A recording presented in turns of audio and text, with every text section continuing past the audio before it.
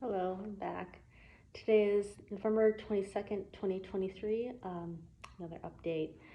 So, I have been obsessively watching Dr. Osborne's videos. I've mentioned him before, but he's this bio, he's a doctor in the Houston area who's really, really, really versed in biochemistry. I mean, his videos are amazing. He's so good at teaching how chemicals affect the body and stuff like that, and what conditions can result from deficiencies in certain um, like vitamins or amino acids. I mean, it's amazing. So I've been learning a lot from him, and he's so on point with a lot of things. And he talks about how medicine, like man-made medicines, are really good at masking or managing symptoms without actually curing the disease, like the root cause of the disease.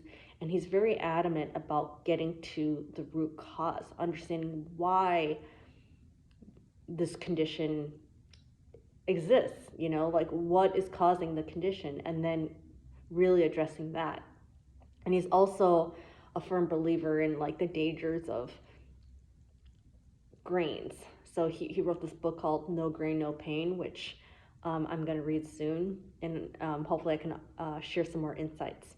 But yeah, so I've learned from him that these medicines are really not that helpful, and I agree from my own experience. For many years, I've been taking Hives medicine, and it helps. Like I take it every night. I've been taking it every night for many years, but it's an autoimmune thing, and I never really stopped to think about what it really means. I didn't even know what histamines were. I'm still not clear on it, but it's like, I guess, a chemical or something that the white blood cells emit in your reaction to something. And there's actually high histamine foods or histamine triggering foods. Like high histamine foods, I think, includes fermented foods, which breaks my heart because I've been eating a ton of fermented foods lately to try to build my gut microbiome. And then I think the histamine triggering foods, I think that might include something like citrus fruits or something. But there's lists for both. Um, so I'm really like starting to look at like what exactly everything that I'm taking in, and examining, how good is this for me, So I'm stopping the histamine food, and I want to just address what's causing this histamine release, and I ordered off Amazon a supplement. I think it's DAO or something like that, which is a histamine, like it breaks down histamine. Maybe it's an enzyme. I'm not sure. Anyway, I just, asthma and hives, those are both autoimmune conditions that I have.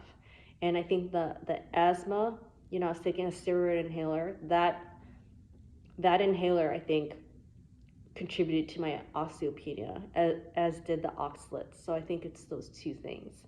And I'm stopping the Fosamax that I was taking. It's a bone building medication.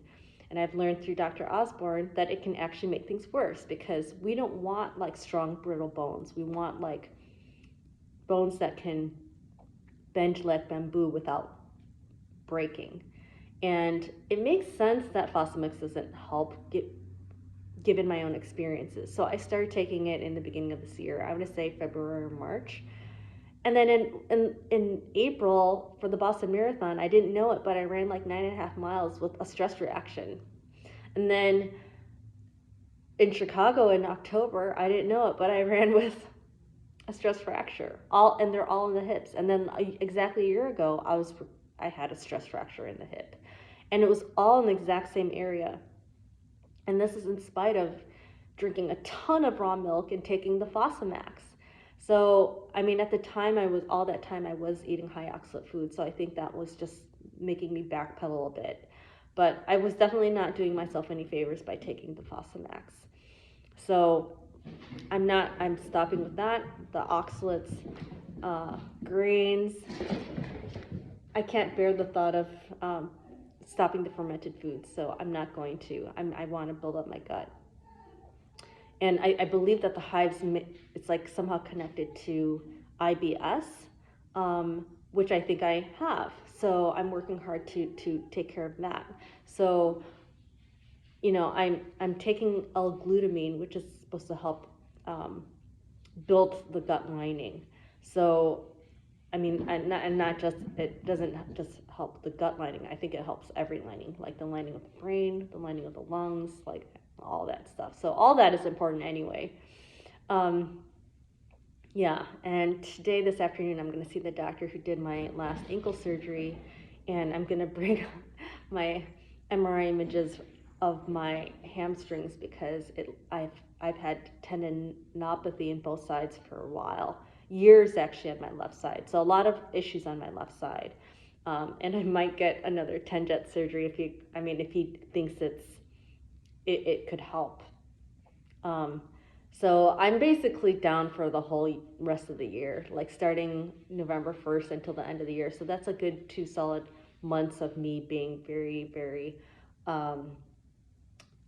focused on resting and repairing all these issues that are going on. And of course, it's like a lifelong journey. It's not just like 2 months, but that's where I'm being really intense and intentional about recovery. I'm going to show you what my ankle looks like. It looks pretty similar to before, but yeah, nothing crazy. But it looks pretty good. A couple days ago it was pretty sore, but my physical therapist thinks, it's the week or two after being on the boot, it's normal for it to be a little sore. This morning while walking the dogs, it actually felt pretty good. So hopefully it'll continue to feel pretty great. Yeah, so that's pretty much the update. Lowering the oxalates, upping certain vitamins and enzymes. I'm also taking digestive enzymes, eating fermented foods, which I hopefully won't have to give up, and really giving up all my medications. I feel like I just need to get to the root of the problems and just solve the problems and not ever have to rely on medication. Just get in the proper nutrition, and I think I'm well on my way. Fingers crossed. Anyway, I hope you're well. Happy Thanksgiving to you. I hope it's wonderful. And until next time, take care.